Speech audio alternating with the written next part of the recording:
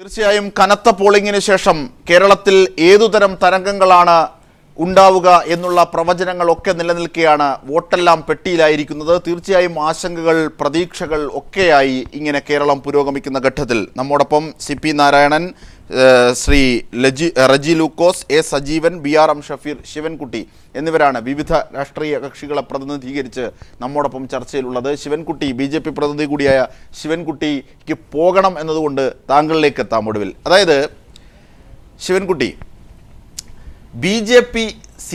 BJP ഇത്തവണ കേരള നിയമസഭയിൽ അംഗമായി എത്തുമോ, BJPയുടെ പ്രതിനിധി എത്തുമോ എന്നുള്ള ആശങ്ക കോൺഗ്രസും ഇടതുപക്ഷവും ഒക്കെ ഉന്നയിക്കുന്നുണ്ട്. യഥാർത്ഥത്തിൽ നിങ്ങളെ സംബന്ധിച്ച് ഏറ്റവും നിർണായകമായതും ഈ തിരഞ്ഞെടുപ്പാണ് എന്ന് പൊതുവെ വിലയിരുത്തപ്പെടുന്നു. 2 സീറ്റ് 3 സീറ്റ് എന്നൊക്കെ പ്രവചനങ്ങളുമുണ്ട്. പക്ഷെ കണക്ക് കൂട്ടിയിട്ട് എവിടെയും കൃത്യമായി നിങ്ങൾക്ക് സീറ്റ് നേടാനാകുമെന്ന് തോന്നുന്നുമില്ല. എങ്ങനെയാണ് ഈ ആശങ്ക പുരോഗമിക്കുന്ന ഘട്ടത്തിൽ BJPയുടെ കേന്ദ്രങ്ങൾ? പ്രായോഗികമായി കഴിയണം, വോട്ടെല്ലാം പെട്ടിയിലായി, ഇനി വോട്ടർമാരെ സ്വാധീനിക്കുന്ന കാര്യം. LDF നേതാക്കന്മാരെല്ലാം പൊതുവേ കാണുന്നത് ഇന്നത്തെ ആഹ്ലാദത്തിലാണ്. 110 എന്നുള്ളതാണ് അവരുടെ മനസ്സിലെ വികാരം. അത് എല്ലാ ചർച്ചകളിലും അവരുടെ മുഖത്ത് പ്രകടമാവുകയാണ്. എല്ലാ നേതാക്കന്മാരുടെ ഭാഗത്തു നിന്നും അത് വലിയ പ്രകടനം. പക്ഷേ ഇന്നലെ രാത്രി വരെ അതില്ലായിരുന്നു. അതിനുശേഷമാണ് ഈ പ്രസന്നത മുഖത്ത് പ്രകടമാകുന്നത്. അതെന്തോ ആകട്ടെ, ഞങ്ങൾ ഫലം വരുമ്പോൾ നമുക്കത് വ്യക്തമാക്കും. പക്ഷെ ഒരു കാര്യം നമുക്ക് വ്യക്തമായിട്ട് മനസ്സിലാക്കാം. നേരത്തെ ചർച്ചയിൽ നാരായണ സാർ ചില കാര്യങ്ങൾ ശക്തിയായിട്ട് ഉന്നയിച്ചു. കോൺഗ്രസിൻ്റെ അഴിമതിക്കെതിരെ ആഞ്ഞടിച്ചു. സാർ, ഞാൻ സാറിനോട് വിനയപൂർവ്വം ഒരു കാര്യം ചോദിച്ചോട്ടെ. എന്താ സാർ, പശ്ചിമ ബംഗാളിൽ കോൺഗ്രസുമായിട്ട് സഖ്യം ചെയ്തിട്ടാണ് മത്സരിക്കുന്നത്. ഇതേ കോൺഗ്രസുമായി സഖ്യം ചെയ്തിട്ടാണ് പശ്ചിമ ബംഗാളിൽ മത്സരിക്കുന്നത്. ആർക്കെതിരായിട്ടാണ്? തൃണമൂൽ കോൺഗ്രസ് അധികാരം. സാധാരണ എന്താ പറയും, വർഗീയതയ്ക്കെതിരായിട്ടുള്ള ഞങ്ങളുടെ പോരാട്ടം അതിശക്തമാക്കാൻ ഞങ്ങൾ ഒരുമിക്കുന്നു. തൃണമൂൽ കോൺഗ്രസിനെതിരെയും വർഗീയതയ്ക്കെതിരായിട്ടുള്ള ശക്തമായ പോരാട്ടമാണോ ഈ പറയുമ്പോൾ? ഇത് കേരളത്തിലെ ഈ രാജ്യത്തെയും ജനങ്ങൾ നേരിട്ട് കാണുക എന്ന യാഥാർത്ഥ്യം CPM ഈ സംസ്ഥാനം വിട്ടുള്ള സഖ്യങ്ങളുടെ യുക്തിയെ സംബന്ധിച്ച് BJP പറയുന്നു. PDPയുമായിട്ടല്ലേ നിങ്ങൾ ജമ്മു കാശ്മീരിൽ അധികാരം പങ്കിടുന്നത്? ഞങ്ങൾ PDPയുടെ അധികാരം പങ്കിടുന്നു. നാഗ്പൂരിൽ മുസ്ലിം ലീഗുമായിട്ട് നിങ്ങൾ അധികാരം പങ്കിടുന്നില്ലേ?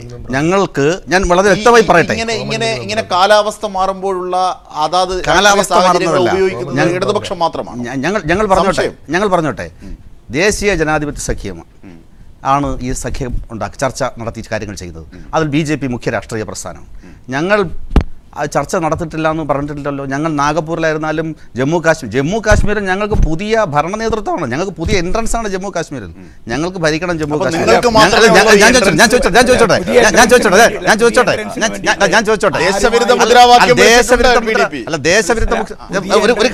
എന്നെ പറയാൻ പുതിയ എൻട്രൻസിന് വേണ്ടിയിട്ട് നിങ്ങളുടെ എല്ലാ മാനദണ്ഡങ്ങളെയും ബലികഴിക്കാമെന്നാണോ? ഞങ്ങൾ മാനദണ്ഡങ്ങൾ ഞങ്ങളുടെ തെരഞ്ഞെടുപ്പ് ഞങ്ങളുടെ മാനദണ്ഡങ്ങളൊന്നും ഞങ്ങൾ ബലികഴിച്ചിട്ടില്ല. ജമ്മു കാശ്മീരിൽ PDP മുഖ്യ രാഷ്ട്രീയ ധാരയിലേക്ക് വരികയാണ്. ജമ്മു കാശ്മീരിൽ PDP BJPയുമായി ഭരണ നേതൃത്വത്തിലേക്ക് വരുമ്പോൾ അവിടുത്തെ യുവാക്കളിൽ വരുന്ന മാറ്റം ഇന്ന് പ്രകടമാണ്. ജമ്മു കാശ്മീർ ഇന്ന് നമ്മുടെ രാജ്യത്തിനോടൊപ്പം ലയിച്ചു ചേരുന്ന തരത്തിലുള്ള മുന്നോട്ടുള്ള പ്രയാണത്തിൽ PDP അടക്കമുള്ള രാഷ്ട്രീയ പാർട്ടികളുടെ സന്നദ്ധതയാണ് ഇതിൽ വ്യക്തമാവുന്നത്. ഞാൻ പറഞ്ഞു വരുന്നത് നാരായണ സാർ സംസാരിച്ചതിൻ്റെ മറുപടിയാണ്. നാരായണ സാർ ഇതിനകത്തൊരു ഒരു കാര്യം, ഈ തെരഞ്ഞെടുപ്പിൽ, ഈ നിയമസഭാ തെരഞ്ഞെടുപ്പിൽ BJPയുടെയും ദേശീയ ജനാധിപത്യ സഖ്യത്തിൻ്റെയും പുതിയ ഗവൺമെൻറ് രൂപീകരണത്തിൽ ഞങ്ങളുടെ ചർച്ചയായിരിക്കും ഏറ്റവും പ്രധാനം. ഈ മന്ത്രിസഭയിൽ പോലും BJPയുടെ സാന്നിധ്യം എങ്ങനെ ഉണ്ടാകും, ഏത് സാഹചര്യത്തിലായിരിക്കും എന്നുള്ളതായിരിക്കും ഈ നിയമസഭാ തെരഞ്ഞെടുപ്പിലെ ഏറ്റവും പ്രധാനപ്പെട്ട ചർച്ച. ഈ തെരഞ്ഞെടുപ്പ് റിസൾട്ട് വരുമ്പോൾ RSS കേന്ദ്രങ്ങളൊക്കെ ഈ തെരഞ്ഞെടുപ്പ് റിസൾട്ട് വരുമ്പോൾ ഞാൻ പറഞ്ഞു എന്നെ പറയാൻ, ഈ തെരഞ്ഞെടുപ്പ് റിസൾട്ട് വരുമ്പോൾ ഭാരതീയ ജനതാ പാർട്ടിയും ദേശീയ ജനാധിപത്യ സഖ്യവും കേരളത്തിൽ നടത്തിയിട്ടുള്ള രാഷ്ട്രീയ മുന്നേറ്റം വളരെ വ്യക്തമായി CPMന് മനസ്സിലാവും. മാർക്സിസ്റ്റ് പാർട്ടിയും ഇടതുപക്ഷവും ഇപ്പോഴും യാഥാർത്ഥ്യത്തിലേക്ക് എത്തിയിട്ടില്ല. ദേശീയ ജനാധിപത്യ പാർട്ടിയും ഇടതുപക്ഷം ഉമ്മൻചാണ്ടിയും BJPയുമായി ധാരണ ഉണ്ട് എന്ന ആരോപണം ഇടതുപക്ഷം ഉന്നയിക്കുന്ന പശ്ചാത്തലത്തിലാണ് ശ്രീ ശിവൻകുട്ടി താങ്കൾ ഇത് പറയുന്നത്. മുഖമൊക്കെ കറുത്തു. അല്ല, ഞാൻ ചോദിച്ചോട്ടെ, കേരളത്തിൽ രാഷ്ട്രീയം അറിയാവുന്നവർക്ക് ആർക്കാ മനസ്സിലാവാത്തത്?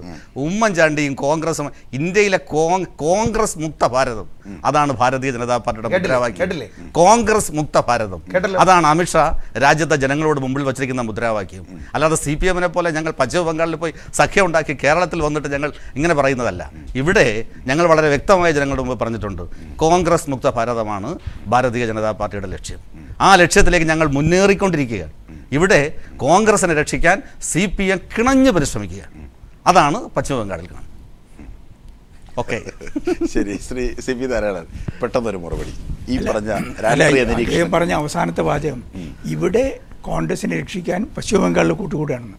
ഇത് നമ്മൾ ഇവിടെ അവർക്ക് മറുപടി പറയാൻ കഴിയാത്തൊരു കാര്യത്തിന് പശ്ചിമ ബംഗാളിൽ, നമ്മളിപ്പോൾ ഇന്ത്യയിലാകെ നോക്കിയാൽ അവർ കാശ്മീരിലെ ഈ PDP ആയിട്ടുള്ള കൂട്ടുകെട്ടിനെ അവർക്ക് അങ്ങനെ എളുപ്പത്തിൽ ന്യായീകരിക്കാൻ കഴിയില്ല.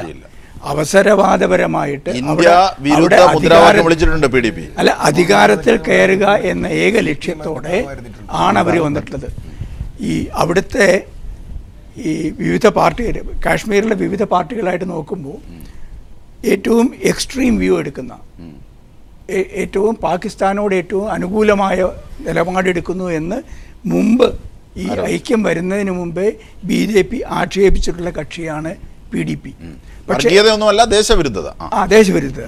അപ്പോൾ അത് അല്ല, പാകിസ്ഥാനോട് അടുക്കുന്നു എന്നുള്ള രീതിയിൽ. അപ്പോൾ ഈ തെരഞ്ഞെടുപ്പിൽ വിജയിച്ച് അധികാരത്തിൽ വരാൻ വേണ്ടി മുമ്പുണ്ടായിരുന്ന ഏത് എതിർപ്പിനെയും മാറ്റിവെച്ച് കൂട്ടുകൂടാന്നുള്ളത്. പശ്ചിമ ബംഗാളിനെ സംബന്ധിച്ചിടത്തോളം അവിടുത്തെ മോദിയുടെ പ്രസംഗങ്ങൾ നോക്കിയാൽ മതി. അവിടെ ഈ തെരഞ്ഞെടുപ്പ് കാലത്ത് അവിടുത്തെ TMC മന്ത്രിസഭ അവിടെ ഏറ്റവും മോശപ്പെട്ട എല്ലാ വിഭാഗം ജനങ്ങളെയും, അതിൽ BJP-ക്കാരെ അടക്കം ആക്രമിക്കുന്ന, BJP-ക്കാരെയും കോൺഗ്രസ്സുകാരെയും ഇടതുപക്ഷത്തെയും സകലമാന ആൾക്കാരെയും, അതുകൊണ്ട് ഒരു രാഷ്ട്രീയം ഇല്ലാത്തവർ അടക്കം ചേർന്നിട്ടാണ് ഇത്തവണ മുന്നണി ഉണ്ടാക്കിയത്. അത് കോൺഗ്രസ് ഇടതുപക്ഷ മാർക്സിസ്റ്റ് മുന്നണിയായിട്ട് കാണുന്നത് അവിടുത്തെ യാഥാർത്ഥ്യം മനസ്സിലാക്കാതെയാണ്.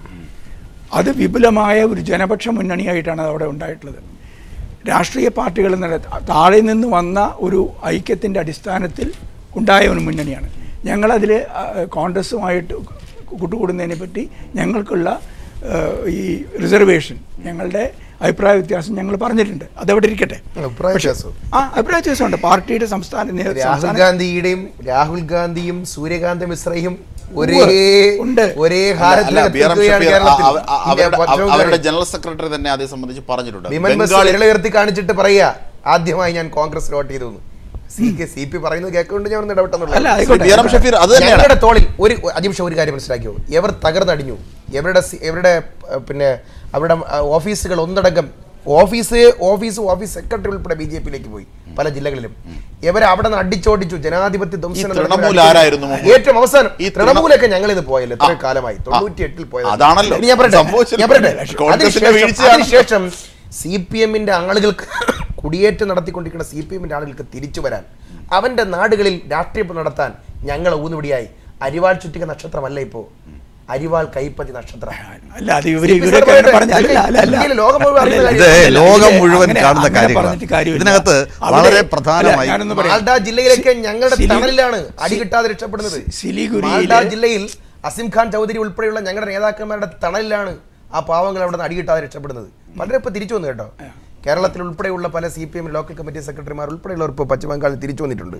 അവർക്ക് രാഷ്ട്രീയം നടത്താൻ, ജനാധിപത്യ സ്വാതന്ത്ര്യത്തിന് വേണ്ടി കോൺഗ്രസ് അതിനകത്തൊരു വിശാലമായ ഒരു പ്ലാറ്റ്ഫോം ഒരുക്കിയെന്നുള്ളതാണ്. അതായത് ഒരു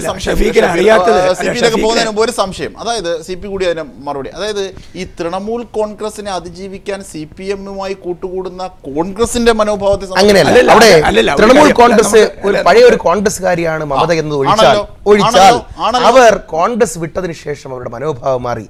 ഇപ്പൊ അവർ മാവോവാദികളുമായി കൂടി. മാർക്സിസ്റ്റ് കമ്മ്യൂണിസ്റ്റുകളുടെ കാലത്ത് ബംഗാൾ ഭരിച്ചിരുന്ന മാഫിയകളും ലോബികളും ബിസിനസ്സുകാരും ക്ലബ്ബുകളുടെ മറവിൽ ഇന്ന് മമതയുടെ പിറകിലാണ്.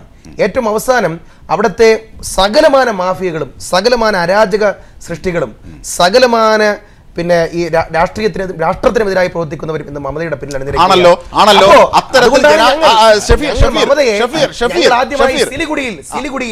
സിലിഗുഡിയിൽ ഈ മമതയെ പരാജയപ്പെടുത്തേണ്ടത് അത്യാവശ്യമെന്ന് കണ്ടപ്പോൾ ഞങ്ങളാണ് ആദ്യമായി ഷഫീർ, അത് തന്നെയാണ് അവരുടെ ജനറൽ സെക്രട്ടറി സീതാറാം യെച്ചൂരി പറഞ്ഞത് അത് തന്നെയാണ്. അവിടെ ജനാധിപത്യം എന്ന് പറഞ്ഞുകൊണ്ട് പറയാം. ഞാൻ പറയാലോ, ഇവിടെ ബ്രാഞ്ച് തലം മുതൽ പ്രകാശ് കാരാട്ട് ഒഴികെയുള്ള നേതാക്കന്മാർക്കറിയാം അവിടെ വെറും സഖ്യമല്ല, അതിശക്തമായ ഹൃദയപരമായ ബാന്ധവം. അല്ല ഷഫീർ, ഹൃദയപരമായ ഷഫീർ ഇപ്പോൾ പറയുന്നത് ഈ നേതാക്കന്മാരുമായിട്ട് സംഭാഷണം നടന്നത് ഞാനും കൂടി ഇരിക്കുന്ന പാർലമെന്റിലെ സെൻട്രൽ ഹാളിലാണ്.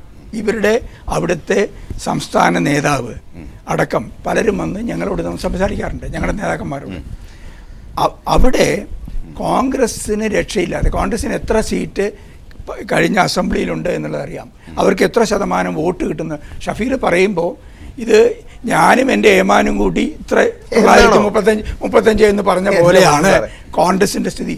കോൺഗ്രസ് അവിടെ 2-3 സംസ്ഥാനത്ത് മാത്രമാണ്, ഈ മാൽദ അടക്കം ഉള്ള ചില വടക്കൻ ബംഗാൾ സംസ്ഥാനങ്ങളിൽ മാത്രമാണ് കോൺഗ്രസിൻ്റെ പറയപ്പെട്ട സാന്നിധ്യം ഉള്ളത്. സൂര്യകാന്ത മിശ്രയും ബിമൻ ബോസും ഇത് പറയില്ല. അല്ല, സൂര്യകാന്ത മിശ്രയും അടങ്ങുന്ന പാർട്ടിയുടെ ഒരു പ്രതിനിധി നിലയ്ക്കാണ് നക്ഷത്രവുമായിട്ട് കോൺഗ്രസ് ഇറങ്ങുമ്പോൾ അതിന്റെ പിറകിൽ നിൽക്കുന്നുകൊണ്ടായിരിക്കും അടി കിട്ടാതെ രക്ഷപ്പെടുന്ന അവിടെ കോൺഗ്രസ് അതൊക്കെ ഇവിടെ ഇരുന്ന് പറയാം. പക്ഷേ ഒരു കാര്യം കൂടി, ഇവരുടെ പാർട്ടി ഇതൊക്കെ പറയുമ്പോൾ ഇന്ന് BJPയുടെ പല സംസ്ഥാനങ്ങളിലെയും മൊത്തം പാർട്ടി എന്താ? രാജസ്ഥാനിലെ പാർട്ടിയിൽ ഇവരുടെ പാർട്ടിയിൽ എത്ര പേര് അവശേഷിച്ചിട്ടുണ്ട്? അതെ, രാജസ്ഥാനിൽ ഏറ്റവും അവസാനം നടന്ന തദ്ദേശ സ്വയംഭരണ തെരഞ്ഞെടുപ്പിൽ ഏറ്റവും കൂടുതൽ സീറ്റുകൾ 20 ജില്ലകൾ നേതാക്കന്മാർ പിടിച്ചെടുത്തുകൊണ്ട് കോൺഗ്രസ് തിരിച്ചുവരിക. കണക്കുകൾ മനസ്സിലാക്കണം. മധ്യപ്രദേശിൽ ഞങ്ങൾ തിരിച്ചുവരിക. മധ്യപ്രദേശിലെ ബ്ലോക്ക് പഞ്ചായത്ത് ഇലക്ഷനുകളിലെ റിസൾട്ട് ഏറ്റവും കൂടുതൽ സീറ്റ് BJPയേക്കാൾ ഇൻഡോർ ഉൾപ്പെടെയുള്ള സ്ഥലങ്ങളിൽ BJPയേക്കാൾ സീറ്റ് പിടിച്ചുകൊണ്ട് ഞങ്ങൾ അധികാരത്തിൽ വരുന്നത് ഹരിയാനയിൽ പാർലമെന്റ് കാണാമല്ലോ. കഴിഞ്ഞ പാർലമെന്റില് കോൺഗ്രസിന്റെ നേതാക്കന്മാരെ, ഞാൻ കോൺഗ്രസ് കുഴിച്ചുകൊണ്ടെന്ന് പറയുന്നില്ല, ഒരു പാർട്ടിയും കുഴിച്ചുകൊണ്ടെന്ന് പറയുന്നില്ല, പക്ഷേ കഴിഞ്ഞ കേന്ദ്രമന്ത്രിസഭയിൽ കോൺഗ്രസിൻ്റെ നേതാക്കന്മാരായിട്ട് മന്ത്രിമാരായിരുന്ന 1/2 ഡസനിലെ ഏറെ ആൾക്കാർ ഇന്ന് NDA മന്ത്രിസഭയിൽ മന്ത്രിമാരായിട്ട് വാഴുന്നുണ്ട്. എങ്ങനെ പോയി? അപ്പോൾ BJP വളർത്തിയത് ആരാണ്? ഞങ്ങളുമായിട്ടുള്ള ബാന്ധവം, നിങ്ങളായിട്ട് പല കോൺഗ്രസ് നേതാക്കന്മാരും പല പാർട്ടിയിലും ഉൾപ്പെടെയുള്ളവർ കോൺഗ്രസിന്റെ സംസ്ഥാന ജനറൽ സെക്രട്ടറി ആയിരുന്നു, KPCL സെക്രട്ടറിമാരായിരുന്നു. ഞാൻ നാരായണ സാറിനോട് ഞാൻ ഒന്നുകൂടി വിനയപൂർവ്വം പറയുകയാണ്, ഞാൻ അദ്ദേഹത്തെ ഏറ്റവും കൂടുതൽ ബഹുമാനിക്കുന്ന ഒരു ലീഡറാണ്. BJP വളരുന്നത് BJPയുടെ പ്രവർത്തനം കൊണ്ടാണ്, ഒരാളും വളർത്തിയിട്ടല്ല. CPM വളർന്നത് CPMൻ്റെ പ്രവർത്തകർ പ്രവർത്തിച്ചിട്ടാണ്. സാഹചര്യങ്ങൾ പലതും ഉണ്ടാകും, പക്ഷേ ആ സാഹചര്യങ്ങളുടെ അടിസ്ഥാനത്തിൽ രാഷ്ട്രീയം മുന്നോട്ട് പോകും. ഞങ്ങൾ രാത്രിയും വല്ലാതെ കഷ്ടപ്പെട്ട് പ്രവർത്തിച്ചിട്ടാണ് കേരളത്തിൽ വളർന്നിട്ടുള്ളത്. ഞങ്ങൾ ഇനിയും മുന്നേറും. ഒരു കേരളത്തിൽ വരാൻ പോകുന്ന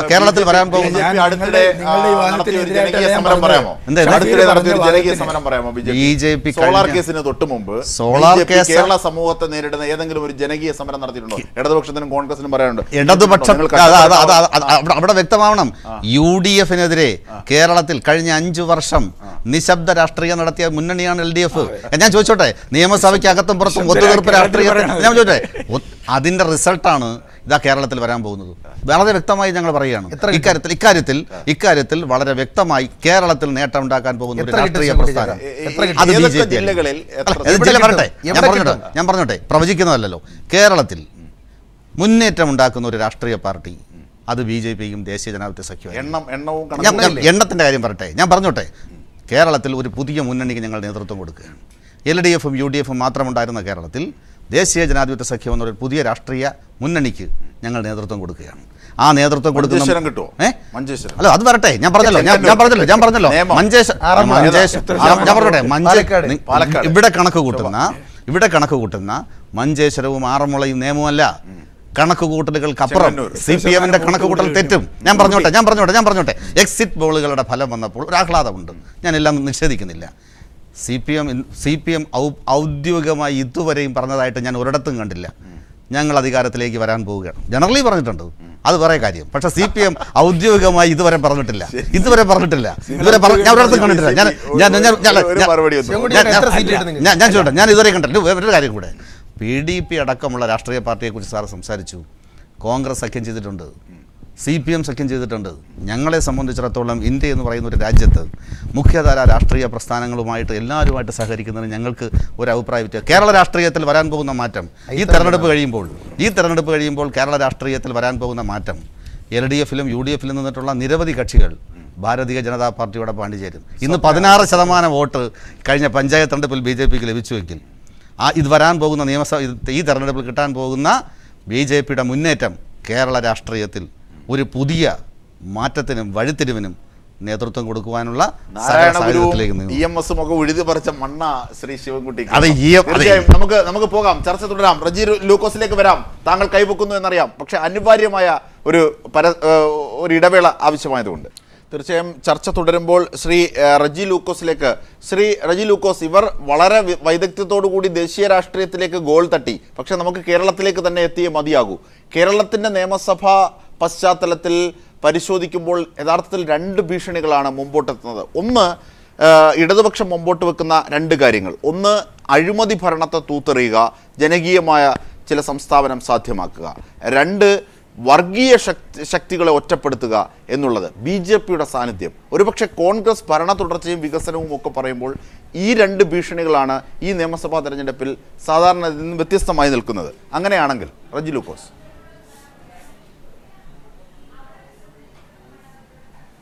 തീർച്ചയായിട്ടും നമ്മൾ നേരത്തെ ചർച്ച ചെയ്തിരുന്നു. കേരളത്തിലെ ഏറ്റവും മുഖ്യമായ 2 വിഷയങ്ങളിൽ ഒന്ന് അഴിമതിയും വർഗീയതയും തന്നെയാണ്.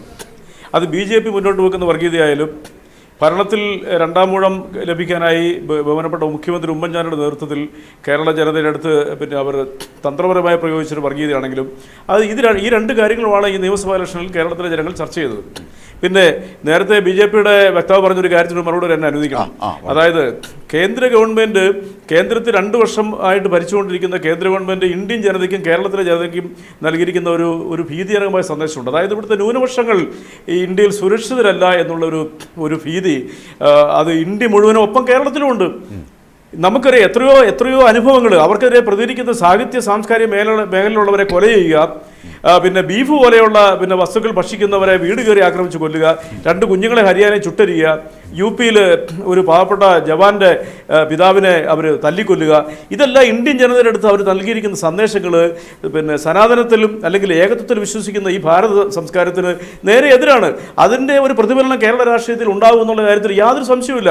കാരണം മലയാളികൾ എന്നും മതേതരത്വത്തിനും സാമുദായിക സൗഹാർദ്ദത്തിനും മുന്നിൽ നിന്നിട്ടുള്ള ഒരു സംസ്ഥാനമാണ്. ഈ സംസ്ഥാനത്ത് വന്നുകൊണ്ട് കേന്ദ്രത്തിലെ BJP ഗവൺമെൻറ്റോ അല്ലെങ്കിൽ കോൺഗ്രസ് ഭരിക്കുന്ന കേരളത്തിലെ സംസ്ഥാന ഗവൺമെൻറ്റോ ഏത് തെറ്റായ സന്ദേശങ്ങൾ നൽകിയാലും കേരളത്തിലെ ജനങ്ങൾ അംഗീകരിക്കത്തില്ല. ഏറ്റവും മുഖ്യമായിട്ട് അഴിമതി തന്നെയാണ്. എന്താണ് കഴിഞ്ഞ 5 വർഷമായിട്ട് കേരളത്തിൽ നടന്നത്? കേന്ദ്രത്തിൽ പ്രതിരോധ മന്ത്രിയായിരുന്ന സമയത്ത് AK ആന്റണി ബ്രഹ്മോസ് പദ്ധതിയുടെ ആയി ബന്ധപ്പെട്ട ചടങ്ങിൽ തിരുവനന്തപുരത്ത് വെച്ച് അദ്ദേഹം പ്രസ്താവന നടത്തി. കേരളത്തിൽ തനിക്കൊരു പദ്ധതി കൊണ്ടുവരാൻ ഭയമാണ്, കാരണം കേരളത്തിൽ അടിമുടി അഴിമതിയാണ്. എന്നാൽ ഇടതുപക്ഷത്തിൻ്റെ വ്യവസായ മന്ത്രിയായിരുന്ന എളമരം കരീം തൻ്റെ അടുത്ത് വരികയും നിരവധി പദ്ധതികൾ സുതാര്യമായി കേരളത്തിൽ നടത്താൻ അനുവാദം കൊടുക്കുകയും ചെയ്തു എന്ന് അന്നത്തെ പ്രതിരോധ മന്ത്രിയായിരുന്ന AK ആന്റണി കേരളത്തിൽ പ്രസ്താവിച്ചിട്ടുണ്ട് 3 വർഷങ്ങൾക്ക് മുമ്പ്. ഇതേ AK ആന്റണി കേരളത്തിൽ വന്ന് കഴിഞ്ഞ 3 മാസം മുൻപ് വീണ്ടും പ്രഖ്യാപിച്ചു കേരളത്തിൽ പഞ്ചായത്ത് തലത്തിൽ മുതൽ സെക്രട്ടേറിയറ്റ് വല്ല അഴിമതിയാണെന്ന്. സുധീരൻ പറഞ്ഞ് കൊള്ളയാണെന്ന്, VD സതീശൻ പറഞ്ഞിരിക്കുന്നു തീവെട്ടി കൊള്ളയാണെന്ന്. ഇതെല്ലാം പറഞ്ഞത് ആരാണ്? ഇത് കേരളത്തിലെ ജനങ്ങൾ കേട്ടുകൊണ്ടിരിക്കുമല്ലേ. എന്നാൽ ഇടതുപക്ഷം പറഞ്ഞ എന്താണ്? ഇവർ കൊട്ടിഘോഷിച്ച് മദ്യനിരോധനം യാതൊരു ചിന്തയുമില്ലാതെ കേരളത്തിലെ ജനങ്ങളോടോ പ്രതിപക്ഷത്തിനോടോ എന്തുവേണ്ടി UDFിനോട് പോലും ആലോചിക്കാതെ കണ്ട് ഒരു രാത്രി 2 വെളുത്തപ്പോൾ ഒരു തുണ്ടുകടലാസിൽ തൻ്റെ പാർട്ടിയുടെ സംസ്ഥാന പ്രസിഡന്റായ VM സുധീരനോടുള്ള പക തീർക്കുവാൻ കേരളത്തിലെ ഒരു ഏകാധിപതിയുടെ മാനസികാവസ്ഥ പോലെ ഉമ്മൻചാണ്ടി ബാറുകൾ നിരോധിച്ചു. ഈ ബാർ നിരോധനം കേരളത്തിലെ സ്ത്രീകളെ ഒന്നടങ്കം UDFിന് അനുകൂലമാക്കുമെന്നും അത് തിരിച്ചുവരവിന് പാതയൊരുക്കുമെന്നുള്ളൊരു മിഥ്യാധാരണയിലായിരുന്നു ഉമ്മൻചാണ്ടിയും കോൺഗ്രസും. പക്ഷേ അതിവർക്ക് തിരിച്ചടിച്ചു. കാരണം ആ വിഷയത്തിൽ LDF വളരെ കൃത്യമായി അഡ്രസ്സ് ചെയ്തു. എന്താ അവർ പറഞ്ഞത്? മദ്യനിരോധനമല്ല, മദ്യവർജനം. ഒരു സാധനം നിരോധിച്ചുകൊണ്ട് ഒരു നിരോധനം ഫലപ്രദമായി നടപ്പാക്കത്തില്ല. ഇന്ത്യയിൽ തന്നെ ഗുജറാത്ത് ഏറ്റവും വലിയ തെളിവ്. ഇവർ തന്നെ ഭരിക്കുന്ന മണിപ്പൂരിൽ 20 വർഷമായി നീണ്ട മദ്യനിരോധനം അവരത് പിൻവലിച്ചു. ഏറ്റവും കൂടുതൽ മദ്യം ഉൽപ്പാദിപ്പിക്കുന്ന കർണാടകയിലാണ്. അതോടെ ഭരിക്കുന്ന കോൺഗ്രസ് ആണ്. അതുകൂടാണ്ട് തന്നെ വിജയമല്യയ്ക്ക് 20 ഏക്കർ സ്ഥലം 6 ലക്ഷം രൂപ വിലയുള്ള, ഒരു സെന്റിന് വിലയുള്ള 20 ഏക്കർ സ്ഥലം കേവലം 60,000 രൂപയ്ക്ക് ഈ ഗവൺമെന്റ് മദ്യനിരോധനം നടക്കുന്ന സമയത്ത് തന്നെ തീരെഴുതി കൊടുത്തു. ഇതെല്ലാം തീർച്ചയായും വ്യക്തമാണ് ശ്രീ റജി ലൂക്കോസ്. തീർച്ചയായും വിധിയെഴുത്ത് കഴിഞ്ഞ സ്ഥിതിക്ക് എങ്ങനെയാണ് എക്സിറ്റ് പോളുകളുടെയും മറ്റ് രാഷ്ട്രീയ വിലയിരുത്തലുകളുടെയും സാധ്യതകൾ പരിശോധിക്കുന്നത്, ആ തരത്തിൽ എങ്ങനെയൊക്കെയാണ് ആശങ്കകളും പ്രതീക്ഷകളും പങ്കുവെക്കേണ്ടത് എന്ന രീതിയിലേക്കാണ് ചർച്ച പുരോഗമിച്ചത്. ചർച്ച ഏതാണ്ട് അതിൻ്റെ അന്തിമഘട്ടത്തിലേക്ക് എത്തുകയാണ്. അതിലേക്ക് പോകുന്നതിന് മുമ്പ് ചെറിയ ഇടവേള.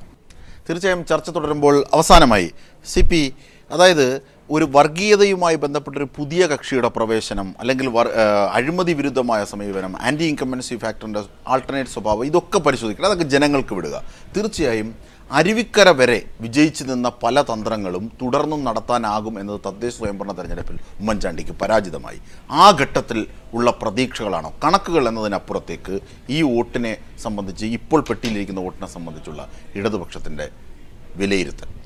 അല്ല, ഈ നിങ്ങൾ അരുവിക്കര വരെ എന്നുള്ളത് പറയുമ്പോൾ പിറവം മുതൽ അരുവിക്കര വരെ, കാരണം അത് ഉപതെരഞ്ഞെടുപ്പുകളാണ്. ആ ഉപതെരഞ്ഞെടുപ്പുകളിൽ മുഖ്യമന്ത്രി അടക്കമുള്ള ഭരണകക്ഷിയുടെ നേതാക്കന്മാർക്കെല്ലാം കേന്ദ്രീകരിക്കാം, അവരുടെ ഭരണം ഉപയോഗിച്ചുള്ള സ്വാധീനങ്ങളെല്ലാം ചെലുത്താൻ കഴിയും. പിന്നെ ചില സാമുദായികമായ ചില പ്രത്യേകതകളുണ്ടായിരുന്നു, ഞാൻ എൻ്റെ വിശദാംശങ്ങളിലേക്ക് പോകുന്നില്ല. പക്ഷേ ഒരു പൊതു തെരഞ്ഞെടുപ്പ് വരുമ്പോൾ, കേരളത്തിലെ ആകെ വ്യാപകമായ പൊതു തെരഞ്ഞെടുപ്പ് വരുമ്പോൾ ഇത് നടക്കില്ല എന്നുള്ളത് നമ്മൾ അരുവിക്കര കണ്ടതാണല്ലോ.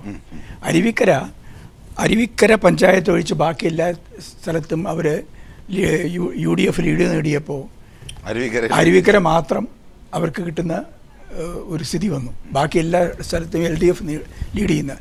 കാരണം ഒരു വ്യാപകമായ തിരഞ്ഞെടുപ്പ്, എല്ലാ സ്ഥലത്തും ഒരേ സമയത്ത് തിരഞ്ഞെടുപ്പ് നടക്കുമ്പോൾ ഉണ്ടാകുന്ന സ്ഥിതിയല്ല ഒരു ഉപതെരഞ്ഞെടുപ്പിൽ കേന്ദ്രീകരിച്ച് നടക്കും. ഞങ്ങൾ കണ്ട സംഗതി സഹതാപല്ല, അഴിമതി 1-ാം വർഷം കഴിഞ്ഞപ്പോൾ ഞങ്ങൾ തിരിച്ചറിഞ്ഞതാണ്. അത് കുറച്ചുകൂടി കഴിഞ്ഞിട്ടാണ് ഞങ്ങളതൊരു ഇഷ്യൂ ആക്കിയത്. അപ്പോൾ ഈ അഴിമതിയുടെ വഴിക്ക് പോകുന്നു എന്ന് ഞങ്ങൾ പലതവണ ആവർത്തിച്ചപ്പോഴും ഇത് പടിപ്പടിയായി ആൾക്കാർ തിരിച്ചറിഞ്ഞ വിഭാഗങ്ങളെ എനിക്കറിയാം. ഞാനൊരു പത്രപ്രവർത്തകൻ എന്ന എനിക്ക് പലരോടായിട്ട് സംസാരിക്കുമ്പോൾ ആദ്യം അംഗീകരിക്കാവുന്നവർ തന്നെ തിരിച്ചിങ്ങോട്ട് എന്നോട് പറഞ്ഞിട്ടുണ്ട്. അപ്പോൾ ആ അഴിമതിയുണ്ട്.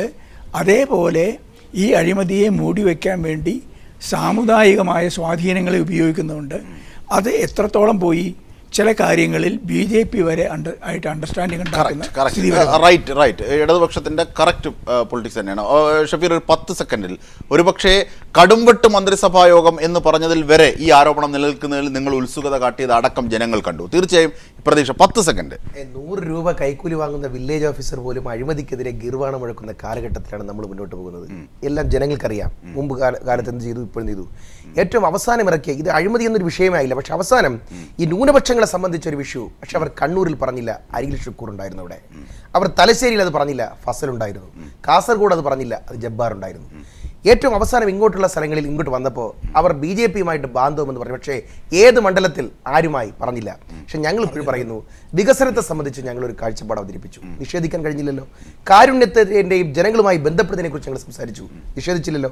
ഞങ്ങൾ ഇപ്പോഴും പറയാം, ജനങ്ങളുമായിട്ട് ഏറ്റവും അടുപ്പമുണ്ടായിരുന്ന ഈ ഗവൺമെന്റ് അലിഗേഷൻസ് ഉണ്ടായിട്ടുണ്ട്, അല്ലെങ്കിൽ പിന്നെ ഇങ്ങനെയുള്ള ഇത് വന്നപ്പോൾ തിരുത്തിയിട്ടുണ്ട്. തീർച്ചയായും സാർവത്രിക സ്വഭാവത്തിൽ രൂപം കൊള്ളുന്ന ഒന്നാണ്. അങ്ങനെ ജനറലൈസ് ചെയ്താണ് കടന്നു പോകുന്നത്. തീർച്ചയായും ജനങ്ങൾ ഇതൊക്കെ കാണുന്നുണ്ട്. ശ്രീ എസ് സജീവൻ, അവസാനമായി ചർച്ച അവസാനിപ്പിക്കുകയാണ്.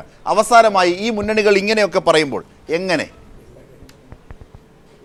ശ്രീ എസ് സജീവൻ. വളരെ വ്യക്തമായിട്ട് 2 കാര്യമുണ്ട്. ഒന്ന്, ഇടതുപക്ഷം വളരെ ശാസ്ത്രീയമായിട്ട് നടത്തിയിട്ടുള്ള ഒരു ശ്രമത്തിലൂടെയല്ല ഈ ഒരു നേട്ടം ഉണ്ടായത്. UDFന്റെ പരാജയത്തിന് ഏറ്റവും പ്രധാനപ്പെട്ട കാരണം UDFലെ തന്നെ പ്രമുഖരായിട്ടുള്ള നേതാക്കന്മാർ അതിലെ അഴിമതിയും അതിലെ പ്രശ്നങ്ങളും അതിലെ ഈ കടുംവെട്ടുമെല്ലാം തുറന്നു കാണിച്ചു. അതോടൊപ്പം തന്നെ BJP ശക്തമായ രൂപത്തിലേക്ക് അവർ മുന്നോട്ടേക്ക് വന്നപ്പോഴേക്ക് മറ്റുള്ള ആളുകൾ, ഇപ്പം മതേതരത്വത്തിൽ വിശ്വസിക്കുന്ന ആളുകളും ന്യൂനപക്ഷവുമൊക്കെ വളരെ ശക്തമായ രൂപത്തിൽ പ്രതികരിക്കുകയും ചെയ്തു. അതിൻ്റെ വ്യക്തമായ തെളിവാണ് ഈ ഇതുവരെ UDFനോടൊപ്പം നിന്നിട്ടുള്ള ക്രൈസ്തവ സഭയുടെ ആളുകൾ പരസ്യമായിട്ട് അവരുടെ നിലപാട് വ്യക്തമാക്കുന്ന അവസ്ഥ പോളിംഗ് ഡേയിൽ തന്നെ ഉണ്ടായത്. അപ്പം LDF ഇതിൻ്റെ കൂടെ നിന്ന് കൊടുത്തു എന്നല്ലാതെ അവർ ശരിക്കും പറഞ്ഞാൽ കൃത്യമായ രൂപത്തിൽ അവർക്ക് ഇത് ഉപയോഗിക്കാൻ പറ്റിയിരുന്നില്ല. ഈ VM സുധീരനും സതീശനും ഉൾപ്പെടെയുള്ള ഒരു വിഭാഗം ആളുകൾ പരസ്യമായിട്ട് കൊള്ളയെന്നും വൻകൊള്ളയെന്നും ഒക്കെ പറയുന്നു. ഇതൊന്നും അനുവദിക്കാൻ പറ്റില്ല എന്ന് പരസ്യമായിട്ട് പറയുന്നു. ആന്റണി പറയുന്നു ഇവിടെ അങ്ങനെ വലിയൊരു നേട്ടമൊന്നും ഉണ്ടാക്കിയിട്ടില്ല, ഇവിടെ നെക്ക് ടു നെക്കാണ്. തീർച്ചയായും അത്തരത്തിലുള്ള ആന്തരിക വൈരുദ്ധ്യങ്ങൾ തന്നെയാണ് കൂട്ടുമുട്ടിയതെന്നും ഒരുപക്ഷെ ഇടതുപക്ഷത്തിന് അത്തരത്തിൽ വലിയ റിസ്ക് എടുക്കേണ്ടി വന്നില്ല എന്നുള്ള ഒരു നിരീക്ഷണമാണ് ശ്രീ എ സജീവനിൽ നിന്നും ഏറ്റവും അവസാനം ക്രോഡീകരിക്കപ്പെടുന്നത്. ചർച്ചയിൽ പങ്കെടുത്തവർക്കൊക്കെ നന്ദി.